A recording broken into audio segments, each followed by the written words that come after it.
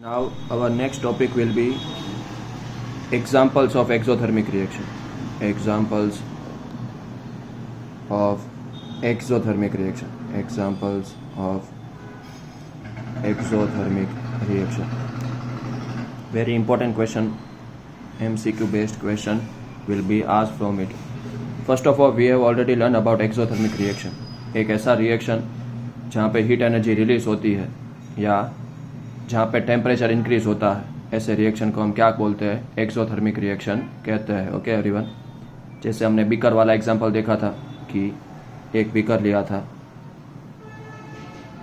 और उसके अंदर वाटर लिया था और उसके अंदर क्विक लाइम के थोड़े पीस डाल दिए थे. उसके अंदर क्विक लाइम के थोड़े पीसेस डाल दिए थे. बाद में जब हमने ये बीकर को टच किया था ना, तो ये बीकर क्या था? इट वॉज हॉट, वो गर्म हो गया था थोड़ा. क्यों गर्म हो गया था? क्योंकि हीट एनर्जी रिलीज हुई थी, टेम्परेचर इंक्रीज हो गया था. क्या हो गया था? हीट एनर्जी रिलीज हो गई थी, टेम्परेचर बढ़ गया था उसके कारण से. ये तो ऐसे हम 2-3 एग्जांपल देखने वाले. हमारा पहला एग्जांपल है burning of natural gas. Burning of natural gas.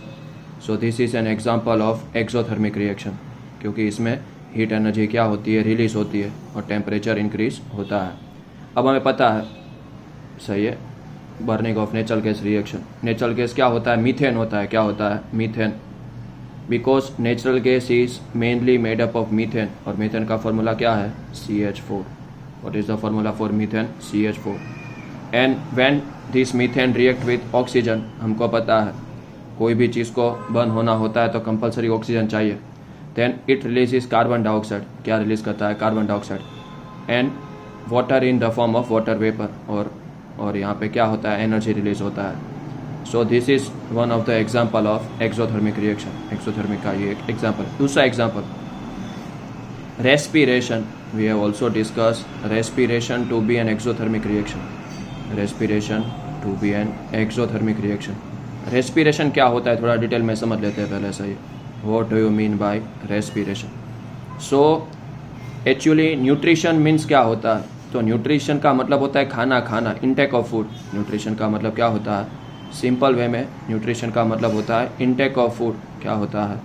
Intake of food. It's known as nutrition. उसके बाद डाइजेशन. हमको ना तो न्यूट्रिशन से एनर्जी मिलता है, ना तो हमको डाइजेशन से एनर्जी मिलता है. Digestion means converting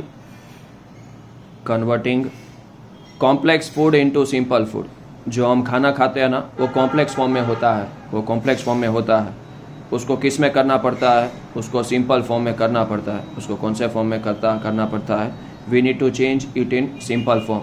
for example, we eat various type of food. हम अलग अलग टाइप का बहुत खाना खाते हैं. तो हम जो खाना खाते हैं ना, उसमें कार्बोहाइड्रेट्स होते हैं, उसमें फैट्स होते हैं, उसमें प्रोटीन्स होते हैं. ये अलग अलग टाइप के न्यूट्रिएंट्स है. ये अलग अलग टाइप के, these are various kind of nutrients that we get from the food we eat. जो हम खाना खाते हैं उसमें से मिलते हैं. So these carbohydrate need to be converted into simple sugar.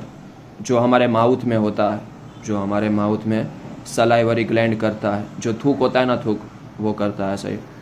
Fat. This fat must be converted into fatty acid and glycerol. इसको किस में चेंज करना पड़ेगा? फैटी एसिड एंड ग्लिसरॉल में हमें चेंज करना पड़ेगा. और ये जो हमारे प्रोटीन होते हैं वो अमीनो एसिड में चेंज होते हैं. Now you will see that there are also vitamins and minerals. Okay, होते हैं vitamins and minerals, no problem. But these are protective food. ये कैसे फूड होते हैं? ये प्रोटेक्टिव फूड होते हैं. ये हमें प्रोटेक्ट करते हैं जब हम बीमार पड़ते हैं ना, तब.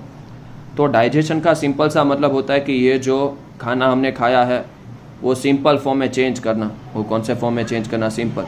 अब तक हमें एनर्जी नहीं मिला है, but when this simple food, ये जब सिंपल फूड किसके कांटेक्ट में आता है? ऑक्सीजन के कांटेक्ट में आता है, तो हमें क्या देता है? एनर्जी देता है. ये प्रोसेस को हम क्या बोलते हैं? Respiration. So how respiration is exothermic? Let us see it. So we eat bread. We eat bread. Bread खाते हैं ना ब्रेकफास्ट में.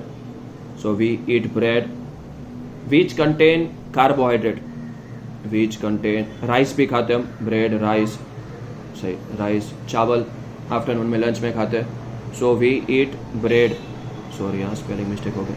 So we eat bread and rice. Which contain carbohydrate, जिसमें क्या होता है, which contains carbohydrate. So there are various enzymes which convert this carbohydrate into simple form that we have already discussed. So this carbohydrate is converted into simple form, उसको simple form में change किया जाता है, जिसको हम simple sugar बोलते हैं, जिसको क्या कहा जाता है, सिंपल शुगर, जिसको हम क्या बोलते हैं, simple sugar. Okay everyone, simple sugar में चेंज हो गया। अब ये सिंपल शुगर जब ऑक्सीजन के साथ कांटेक्ट में आता है, when this simple sugar comes in contact with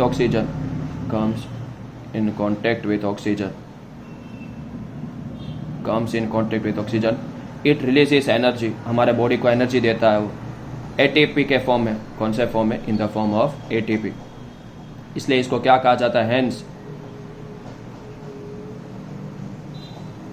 respiration is exothermic. उसके कारण रेस्पिरेशन कैसा होता है, एक्सोथर्मिक होता है। ओके एवरीवन, अब तीसरा example, decomposition of vegetable matter into compost.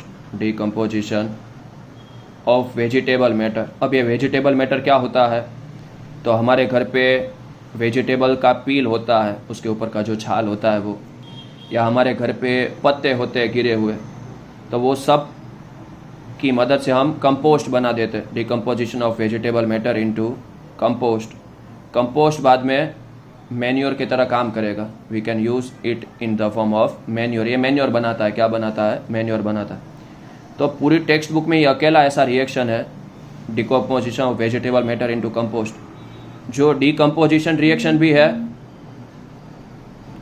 और साथ में जो डिकम्पोजिशन भी रिएक्शन भी है और साथ में एक्सोथर्मिक भी है।